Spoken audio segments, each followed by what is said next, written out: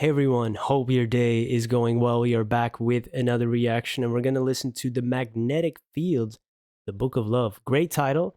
I hear there was a famous version of this song by Peter Gabriel, but it was written by Stephen Merritt, who is the lead vocalist of The Magnetic Fields, and it was originally recorded by them too. So looking forward to check them out. First time I'm going to be reacting to The Magnetic Fields and perhaps the first time I ever hear a song by them. I also looked up this album because I looked 69 love songs. I said, are there actually 69 songs on it? Or is it just like a title? You know, sometimes people do that, but it actually is a three-volume album with, 3 times 23 songs. Three times 23 and 69. Hey, yo, the math checks out. All right, this was a Patreon request by Suzanne. Thank you so much for this request and donation. Let's have a listen. The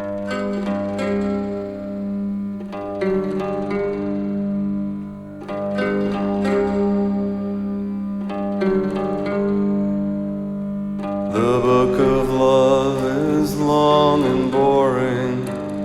No one can lift the damn thing. It's full of charts and facts and figures and instructions for dancing. But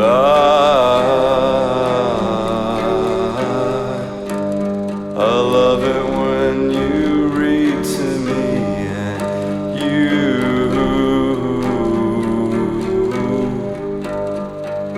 can read me anything.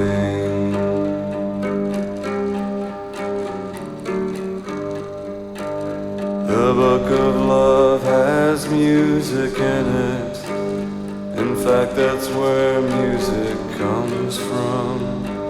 Some of it is just transcendental. Some of it is just really dumb. But I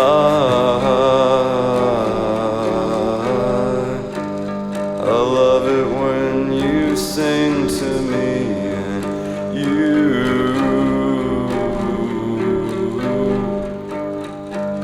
can sing me anything.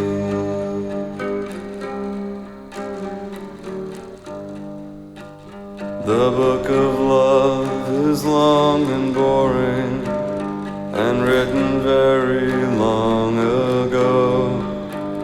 It's full of flowers and heart-shaped boxes and things we're all too young to know. But I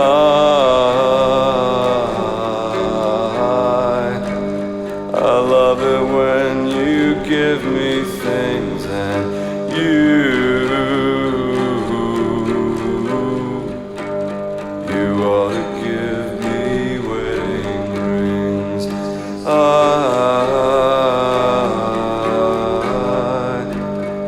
love it when you give me things and you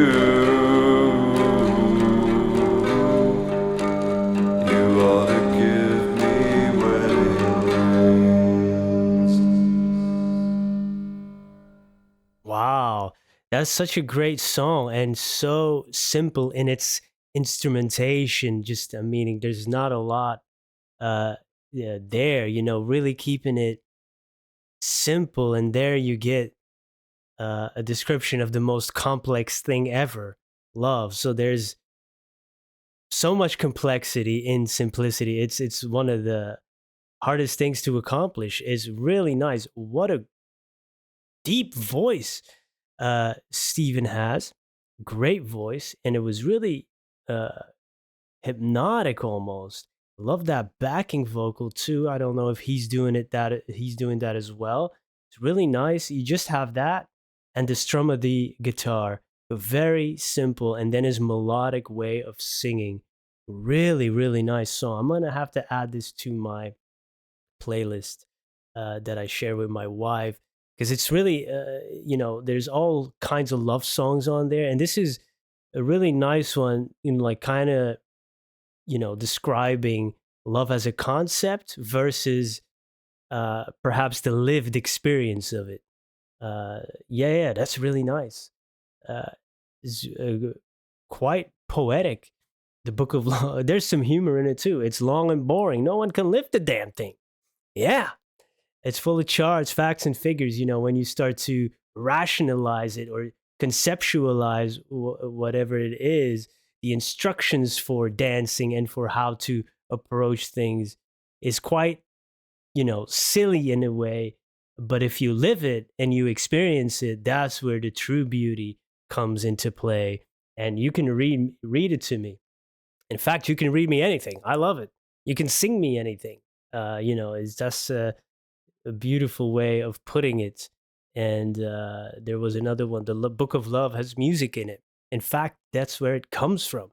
It's really nice. Some of it is transcendental, the music, or just love itself, or some of it's just really dumb, meaning perhaps cheesy or corny. Sometimes love songs or just talking about love can be framed that way if you think about it with a rational mind.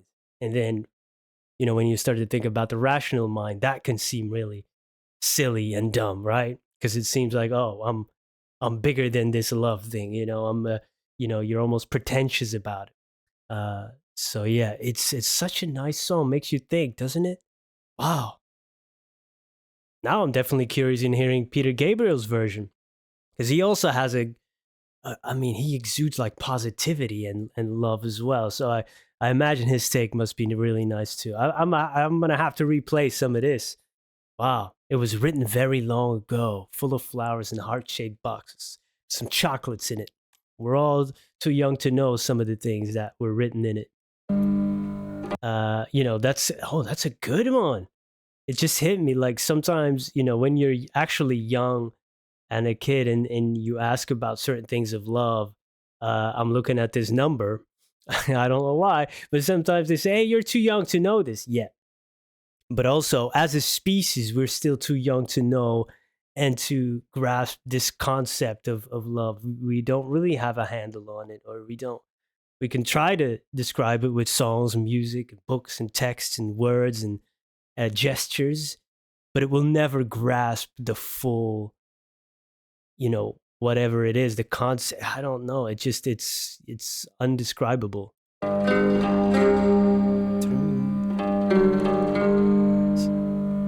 The book of love is long. The only other sound you kind of hear is kind of the reverb of the instrument, right?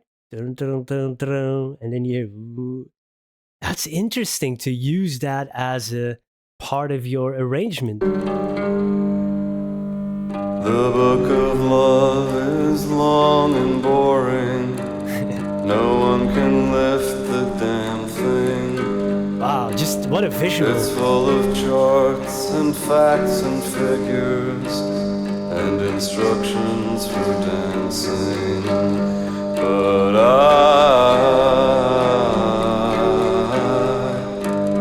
I just the most beautiful way of singing the word I, which is just a letter in English. In Dutch, it's two letters, ik.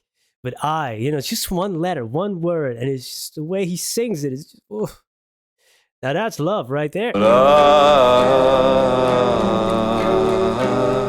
the backing, with the I vocals. love it when you read to me and you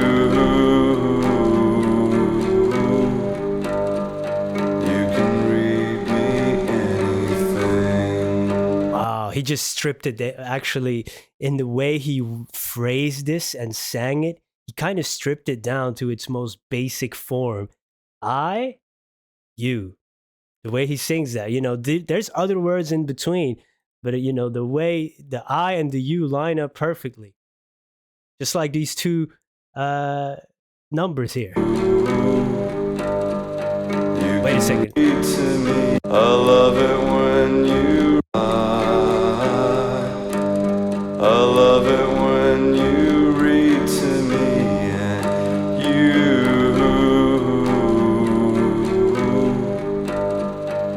can read me anything. Beautiful. I, you. That's it. Nice. Thank you for introducing me to this and for spending some time with me. If you have any other recommendations, let me know. Hope to see you there. Goodbye.